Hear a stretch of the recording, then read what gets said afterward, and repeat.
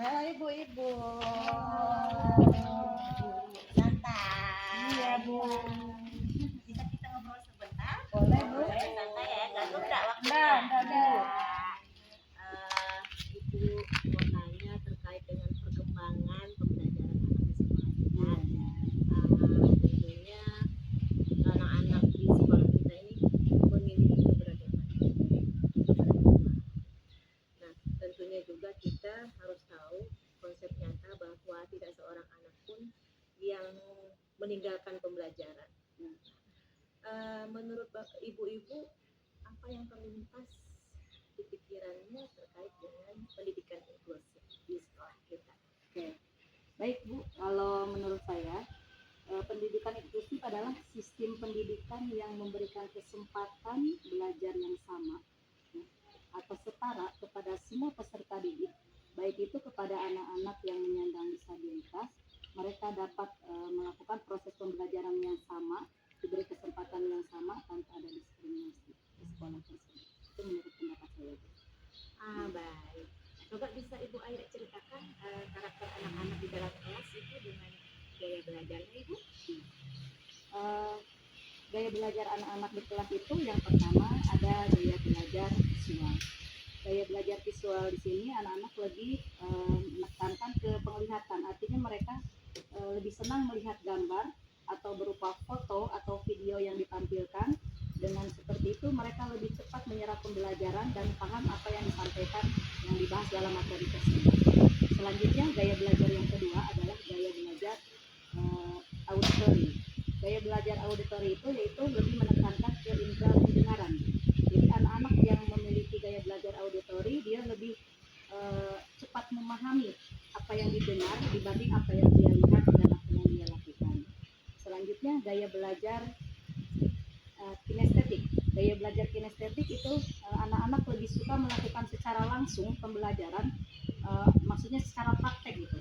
Seperti ketika anak-anak diajarkan materi wudhu misalnya, jadi dia langsung praktek, oh wudhu ini seperti ini. Nah, jadi dia lebih menerapkan, lebih ingat, lebih paham secara langsung ketika dia mempraktekkan.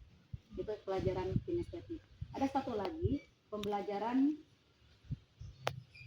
lagi, masih ada gaya belajar analitik. Kalau gaya belajar analitik itu anak-anak mereka itu lebih menganalisis dulu materi pembelajaran sebelum mereka belajar. Jadi apa yang akan disampaikan oleh guru mereka sudah terlebih dahulu mempelajari, membaca sebelum diajarkan oleh guru. Mungkin itu yang dapat saya sampaikan. Terima kasih Bu Aya, jawabannya Sama-sama. memang kita sebagai guru ya harus tahu karakter anak-anak dalam kelas, gaya belajarnya sehingga memudahkan guru-guru untuk menerapkan materi-materi yang akan diajarkan pada hari tersebut. Oke, baik.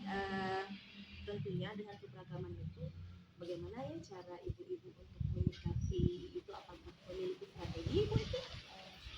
Kalau menurut saya menyikapi keberagaman itu adanya menerapkan toleransi Ibu ya, tidak selalu ego, terus eksplorasi kebersamaan, terus kita selalu mengedepankan musyawarah untuk suatu hal.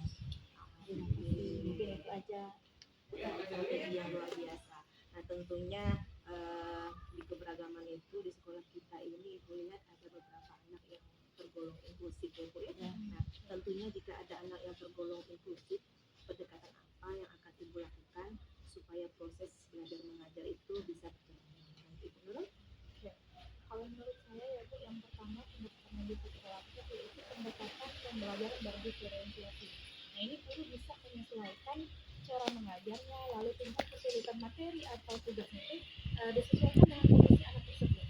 Misalnya kalau seandainya ada anak yang kesulitan menulis, nah itu guru bisa menyampaikan pemahamannya dengan menggunakan rekaman audio atau menampilkan presentasi visual. Nah lalu yang kedua adalah guru bisa merancang RPP khusus yang sesuai dengan profil dan kondisi anak tersebut. Lalu yang ketiga, dukungan teman sebaya. Nah ini tujuannya untuk menumbuhkan empati di kelas Bu. Nah misalnya guru bisa memasangkan siswa inklusif dengan temannya yang suportif. Tujuannya untuk apa? Untuk membantu mereka dalam menjalankan kehidupan sehari-hari. Misalnya pada saat kegiatan kerja kelompok seperti itu. Oke, baik. Jadi dari keberagaman itu bisa kita simpulkan bahwa keberagaman musik itu memang menciptakan sekolah yang mengenakan keimanan. Nah, tentunya keberagaman itu bukanlah suatu beban ya buat kita untuk menciptakan proses belajar mengajar, melainkan suatu kekayaan. Karena mereka memiliki potensi bakat di bidangnya masing-masing. Tentunya anak-anak bisa kita lakukan layaknya sebagai manusia yang sempurna. Oke, terima kasih Ibu-Ibu atas pertanyaan hari ini. Ibu minta maaf atas waktu yang sudah mengganggu hari ini. Ternyata Ibu-Ibu hebat semua. Terus berkaya dan tetap tersenyum untuk membangun kualitas pembelajaran di SD Negeri 1 Manggar. Terima kasih. Assalamualaikum warahmatullahi wabarakatuh. Waalaikumsalam warahmatullahi